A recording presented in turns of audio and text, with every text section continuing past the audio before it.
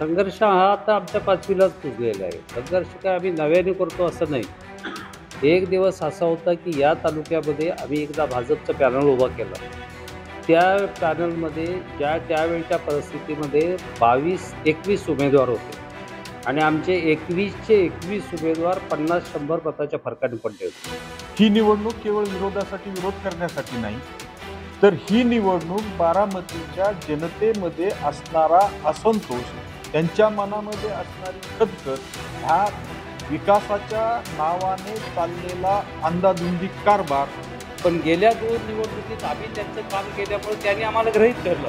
यांना विचारायची आवश्यकताच नाही. आपण आपलं पॅनल करू, आपलं पॅनल डिक्लेअर करून टाकू, हे फरफटत आपल्यासोबत येईल. असं जर त्यांच्यासोबत फरफटत गेलो तर आमचा कार्यकर्ता मोठा कधी होणार आहे? नमस्कार, मी अमोल तोरणे, नवराष्ट्रमध्ये आपलं स्वागत. ज्या बारामती नगर परिषदेच्या निवडणुकीची चर्चा संपूर्ण महाराष्ट्रात आहे. राष्ट्रवादी काँग्रेस अजित पवार गटाने आपल्या उमेदवारांची यादी घोषित केलेली आहे.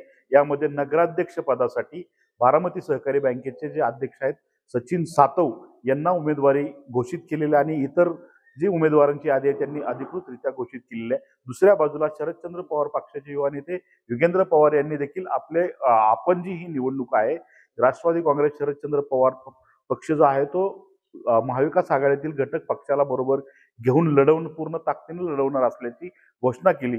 त्यानंतर आता भाजपचे जे या ठिकाणी कोर टीम मधले जे महत्वाचे नेते आहेत बारामतीतले, जे प्रदेश कार्यकारिणीवरती सदस्य म्हणून काम करतात, यामध्ये बाळासाहेब तात्या गावडे आहेत, अविनाश मोठे आहेत आणि जे नगराध्यक्ष पदाचे भाजपचे जे उमेदवार आहेत ते ॲडव्होकेट गोविंद देवकाते आहेत.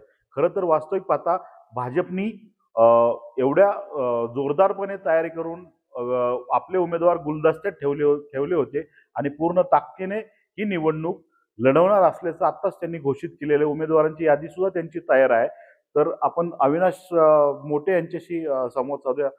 दादा, काय सांगाल तुम्ही, कशा पद्धतीने ही निवडणूक लढवणार आहात? कारण महायुतीतला भाजप हा महत्वाचा पक्ष आहे आणि आपण पूर्ण ताकदीने ही निवडणूक लढवणार असल्याचं घोषित केलं, काय सांगाल?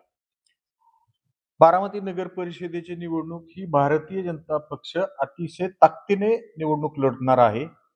ही निवडणूक केवळ विरोधासाठी विरोध करण्यासाठी नाही, तर ही निवडणूक बारामतीच्या जनतेमध्ये असणारा असंतोष, त्यांच्या मनामध्ये असणारी खदखद, ह्या विकासाच्या नावाने चाललेला अंदाधुंदी कारभार आणि ठराविक कॉन्ट्रॅक्टर आणि ठराविक घराणी यांचाच चाललेला हा विकास, त्या संदर्भामध्ये जनतेच्या मनामध्ये जो असंतोष आहे आणि त्यातून जनता मताच्या माध्यमातून तो उद्रेक आता भारतीय जनता पक्षाच्या मतपेटीत तो दाखवणार आहे. ह्या संपूर्ण अंधाधुंदीच्या कारभारामध्ये त्यांना एक सक्षम असा पर्याय पाहिजे होता आणि तो सक्षम पर्याय हा भारतीय जनता पक्षाच्या माध्यमातून त्यांना मिळालेला आहे. आता काय सांगाल, आपण गेली अनेक वर्ष भाजपच्या माध्यमातून या ठिकाणी निकराची झुंज देत आहे. जिल्हा परिषद किंवा पंचायत समिती निवडणुकीमध्ये देखील आपण राष्ट्रवादीशी जोरदार निकराची झुंज दिली. मात्र महायुतीमध्ये सध्या तुम्ही आहात आणि दुसऱ्या बाजूला बारामती नगर परिषदेमध्ये आव्हान मोठं आहे. भाजपची ताकद तुम्ही उभा करण्याचा प्रयत्न केलाय बहुतांश उमेदवार देऊन. तर आपण काय सांगाल, बारामतीतले प्रकर्षाने काय मुद्दे घेऊन तुम्ही ही निवडणुकीला सामोरे जाता? आता तुम्ही जिल्हा परिषदेचा वगैरे उल्लेख केला, संघर्षाचा वगैरे उल्लेख केला. संघर्ष हा आता आमच्या पाचवीलाच पुजलेला आहे. संघर्ष काय आम्ही नव्याने करतो असं नाही. एक दिवस असा होता की या तालुक्यामध्ये आम्ही एकदा भाजपचं पॅनल उभा केला. त्या पॅनलमध्ये त्यावेळच्या परिस्थितीमध्ये 22-21 उमेदवार होते आणि आमचे 21चे 21 उमेदवार 50-100 मताच्या फरकाने पडले होते आणि त्याच्यामध्ये 49.49% बरोबर का, 49.50% मतं आम्हाला पडली होती. 5 कॅन्डिडेट आमचे त्यामध्ये निवडून आले होते. तर त्या काळामध्ये मी जिल्हा परिषदेमध्ये 20 वर्ष राहिलो, माझी बायको जिल्हा परिषदेत राहिली, माझा भाऊ जिल्हा परिषदेत राहिला. म्हणजे आम्हाला संघर्ष नवीन नाही, हा सुद्धा संघर्ष करूनच आम्ही त्या भाजप पंचायत समिती जिल्हा परिषद वगैरे केलेले आहे. हे सगळं होत असताना 2014 मध्ये याच राष्ट्रवादीच्या विरोधात, याच आत्ताच्या आपल्या आमदारांच्या विरोधात मी विधानसभेची निवडणूक लढवली. त्या काळात सुद्धा संघर्ष करून त्यावेळेसही मला जवळपास 70,000 मतं मिळाली. म्हणजे भाजपला मानणाऱ्या विचाराचा वर्ग या तालुक्यात नाही असं नाही. हा तालुक्यात तो वर्ग आहे. त्याच्याशिवाय 70,000 मतं मिळालेली नाही. आजची परिस्थिती अशी आम्ही युतीमध्ये आहोत. युतीमध्ये असताना झालं गेलं मागचं गंगेला मिळालं. आम्ही सोडून दिलं. आम्ही संघर्ष केला वगैरे हे सोडलं. लोकसभेला आम्हाला आमच्या पार्टीने आदेश दिला, आपली युती आहे. आपल्याला युतीमध्ये लोकसभेला राष्ट्रवादीचं काम करायचंय. आम्ही इमानदारीनं लोकसभेला काम केलं. विधानसभेला अत्यंत इमानदारीने आमच्या पार्टीच्या नेतृत्वाच्या आदेशाप्रमाणे आम्ही इमानदारीने राष्ट्रवादीचं काम केलं. आत्ताची परिस्थिती अशी, की आता ह्या स्थानिक स्वराज्य संस्थांच्या निवडणुकीमध्ये खरं तर हे तिथले सत्ताधारी आहेत.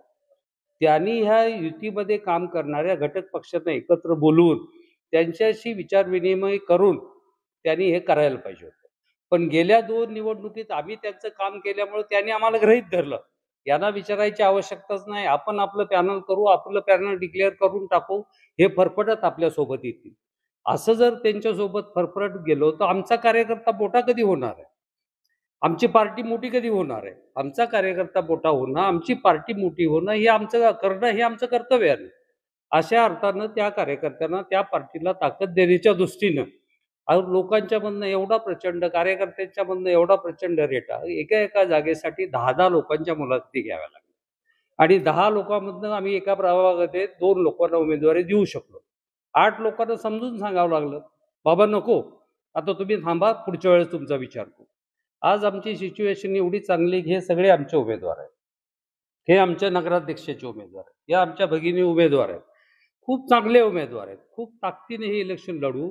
आणि बारामतीमध्ये आता अमोलजी तुम्ही काही नवीन नाही, तुम्ही जुने आहात. तुम्हाला सगळं माहिती आहे बारामतीमधले प्रश्न काय आहेत, लोकांच्या भावना काय, लोकांना काय अपेक्षित आहे आणि त्या लोकांच्या अपेक्षाची परिपूर्ती व्हावी एवढ्या ताकदीनं आम्ही हे इलेक्शन लढवायचं ठरवलंय आणि तुम्हाला खात्री देतो आम्ही ही निवडणूक जिंकणार आहोत. आता नगराध्यक्ष पदाचे उमेदवार गोविंदजी, काय सांगाल तुम्ही की कशा पद्धतीनं आपण सामोरे जात आहे? समोरचे जे उमेदवार आहेत ते स्ट्रॉंग आहेत, सत्ताधारी गटाचे ते नगराध्यक्ष पदाचे उमेदवार आहात. तुम्ही जरी राज्यात सत्तेत असला, मुख्यमंत्री तुमचे असले, तर स्थानिक लेवलला मात्र राष्ट्रवादी प्रबळ आहे, उमेदवार स्ट्रॉंग आहे, तर काय सांगाल? आम्ही आताच आमच्या प्रमुखांनी सांगितलं, तात्यांना सांगितलं की आमची पार्टी ही खऱ्या अर्थाने पूर्ण ताकदीने या निवडणुकीला सामोरे जाणार आहे आणि त्याची वस्तुस्थिती आहे. कारण की तुम्ही जरी म्हणत असला पुढले उमेदवार जरी ताकदीनं पैशानं ताकदीनं असले, तर आम्ही विचाराच्या ताकदीवरती ही निवडणूक लढणार आहे आणि विचाराची ताकद फार मोठी असते. मानसिकता आमची तयार झालेली आहे की इथल्या मातीतले आमचे जनमानसातले जे उमेदवार आहेत ते खऱ्या अर्थाने इथल्या जनमानसातले प्रश्न त्यांना माहिती आहेत आणि त्यामुळं इथला विकासाचा जो बागुलबुवा आहे ते विकासाच्या बागुलबुवाच्या पलीकडे जाऊन सर्वसामान्याच्या जीवनामध्ये परिवर्तन आणणं, आर्थिक परिवर्तन आणणं हा आमचा मेन उद्देश आहे. त्यामुळे अनेक समस्या आहेत तिथं. जरी वर्ण बारामती सुंदर दिसत असली, झाडं बरी दिसत असली, चकचकीत रस्ते दिसत असले, तर इथल्या सर्वसामान्य माणूस आणि इथल्या काही आर्थिक स्तरामध्ये प्रचंड तफावत दिसत आहे. त्यामुळे जनमानसामध्ये खऱ्या अर्थाने बदलाची अपेक्षा आहे. त्यामुळे मला खात्री आहे की ह्या निवडणुकीमध्ये तो बदल इथला नागरिक करेल आणि गेले अनेक वर्ष काही परिवारांचाच इथं खऱ्या अर्थाने प्रभाव राहिलेला आहे. त्यातून कुठेतरी लोकांना एक मोकळा श्वास पाहिजे, स्वातंत्र्य पाहिजे आणि त्यामुळे ही निवडणूक प्रचंड ताकदीनं होईल आणि निवडणुकीमध्ये बदल दिसल आणि आम्ही ही निवडणूक जिंकू असा आम्हाला विश्वास वाटतो. आत्ताच आपण भाजप नेते जे आहेत त्यांच्याशी आपण संवाद साधला, नगराध्यक्ष पदाचे उमेदवार त्यांच्याशी संवाद साधला. पाहूया बारामतीची जी नगर परिषदेची निवडणूक आहे ती तिरंगी निवडणूक होणार आहे. त्यामुळं या निवडणुकीमध्ये भाजप पूर्ण ताकदीने उतरलेला दिसतोय. एकीकडे जर पाहिलं तर शरद पवार गटाने महाविकास आघाडीच्या माध्यमातून विरोधी भूमिका घेतलेली आहे. त्यामुळं सत्ताधारी जो गट आहे राष्ट्रवादी काँग्रेसला या दोन्ही पॅनलचा फायदा होतो की तोटा हे येत्या काही दिवसानंतर स्पष्ट होणार आहे. उमेदवारी अर्ज माघारी घेण्याचे जे दिवस आहेत ते त्यानंतर मात्र चित्र खऱ्या अर्थानं स्पष्ट होणार आहे. पाहूया भाजप नेते वरिष्ठ पातळीवरून कशा पद्धतीनं ह्या निवडणुकीमध्ये लक्ष घालतात हे येत्या काही दिवसात स्पष्ट होणार आहे. अमोल तोरणे, नवराष्ट्र, बारामती. धन्यवाद.